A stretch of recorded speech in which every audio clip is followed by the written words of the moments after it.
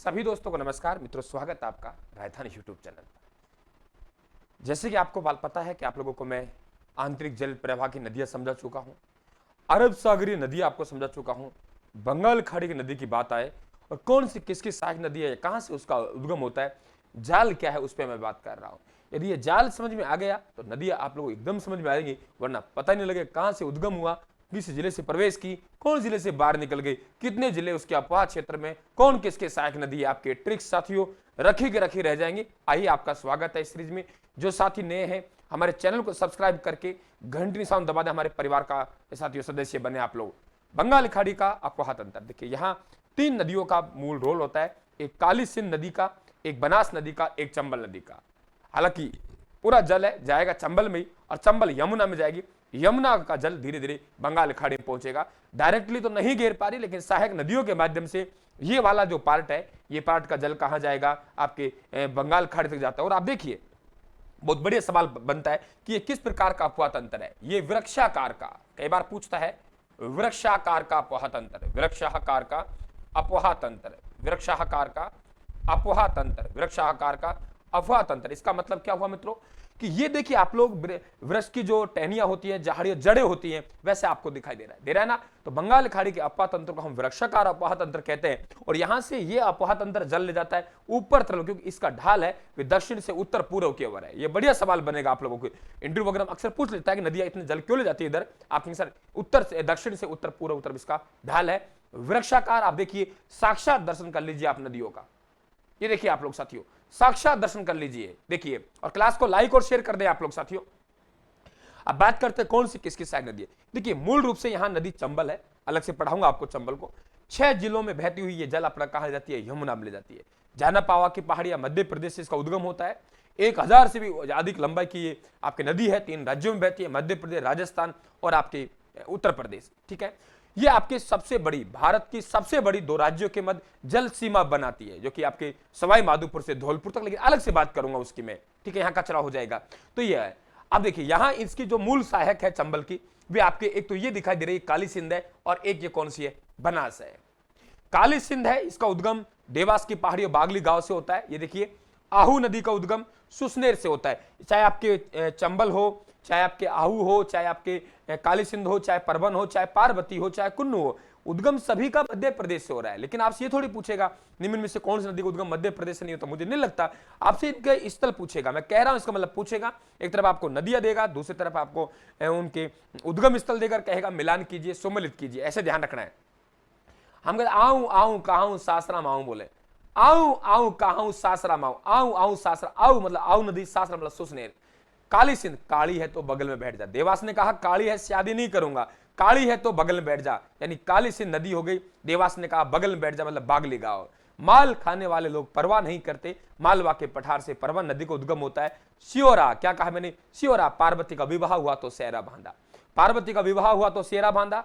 माल खाने वाले लोग परवाह नहीं करते, परवन नदी मालवा का पठार में। काली सिंध की बात करें तो हम लोग कहेंगे काली है तो देवास, बगल में बैठ जा, बागली गांव हो गई। आऊं आऊं कहां सासरा में, तो आहू नदी का उद्गम कहां से होता है, सुसनेर से होता है। बात क्लियर हुई। अब देखिए, काली सिंध का उद्गम होने के बाद वे आप लोगों के यहां से कोटा में जाएगी, झालावाड़, झालावाड़ से कोटा में, और कोटा में किसकी सहायक बन जाती है, चंबल की। आपको सहायक नदियों का जाल समझना है। आहू नदी का उद्गम सुसनेर मध्य प्रदेश से हुआ, लेकिन गागरोन झालावाड़ में काली सिंध की सहायक बन जाती है। परवन नदी झालावाड़, झालावाड़ 12 के बाद यहां कोटा में जाके इसे मिल जाती है, किसमें, काली सिंध में। पार्वती नदी 12 से एंट्री करेगी, देखो वहां जाके सवाई माधोपुर के आसपास किससे मिल रही है, बनास में। कुल पार्वती की सहायक है। कुन्नू एक नदी ऐसी है जो देखो यहां से मध्य प्रदेश से राजस्थान प्रवेश कर रही दिख रही है आप लोगों को, और राजस्थान से फिर कहां जा रही है, मध्य प्रदेश जा रही है, फिर राजस्थान में आ रही है। तो वे नदी जो 2 बार मध्य प्रदेश राजस्थान प्रवेश करती है, उसका नाम क्या है, कुन्नू नदी है। बात क्लियर हुई। अब इधर देखिए आप लोग, यहां एक बामन नदी है, बामन नदी का उद्गम आपके चित्तौड़गढ़ से होता है, हरिपुरा गांव से, और वे यहां बैसरोडगढ़ में जाती है। और राजस्थान का सबसे बड़ा चूले जलप्रपात जो कि 18 मीटर है, वे चूले जलप्रपात आपके बामन नदी बैसरोडगढ़ में बनाती है। इधर देखिए 3 नदियों का उद्गम होता है, यह आप लोगों के भीलवाड़ा से हो रहा है, कुराल का, मांगली का और मेज का। कुराल नदी का उद्गम भीलवाड़ा से, मेज का भी भीलवाड़ा से, और बूंदी में जाकर अपना जल कहां डाल रहे? इस अवर से। पूछ सकता है कि इस अवर से डालने वाली नदियां कौन कौन सी, इस अवर से नदियां डालने वाली जल कौन कौन सी, ऐसा सवाल पूछ सकता है। निम्न में से कौन सी नदी है जो दाहिने अवर से अपना जल डालती है या दाहिने अवर से अपना जल नहीं डालती है? ये सवाल बनेंगे आप लोगों के, और विशेषकर अब आपके रीट का एग्जाम आ रहा है, उसमें तो आपका बोर्ड एग्जाम लेगा, ऐसे ही सवाल आपका पूछेगा। कुराल नदी का उद्गम भीलवाड़ा से, बूंदी में जाके चंबल मिल जाएगी। मांगली नदी मेज की सहायक है, मांगली मेज की सहायक है, और बूंदी में जाके मेज नदी मिल जाती है। और मेज किसकी सहायक है? चंबल की है। बात क्लियर हुई साथियों? आगे हम लोग बात करें, इधर देखिए, यहां बात करें हम लोग, हमारे पास में एक नदी है जिसका नाम है बनास नदी। बनास नदी भी 6 जिलों में होती बहती हुई रामेश्वर धाम सवाई माधोपुर में अपना जल चंबल में जाती है। ठीक है, कहां जाती है? रामेश्वर धाम सवाई माधोपुर में अपना जल कहां जाती है? चंबल में जाती है मित्रों। इसकी एक सहायक नदी है बेड़च नदी। बेड़च नदी का उद्गम गोगुंदा की पहाड़ियों से होता है। लगभग 190 किलोमीटर चलने के बाद एक जगह पड़ता है बिगोद भीलवाड़ा, वहां जाके बनास में अपना जल ले जाती है। बेड़च नदी उदय सागर झील में गिरती है, उससे पहले आहड़ नदी कहलाती है और उसके बाद बेड़च नदी कहलाती है।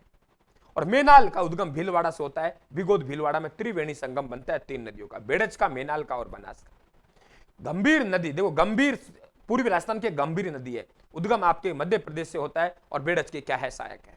आपने कभी पढ़ा हो? बेड़च नदी पर आपका घोसुंडा बांध बना अप्पावास गांव में, अलग से बात करेंगे हम लोग इनका, एक एक करके एक एक नदी की बात करेंगे हम लोग।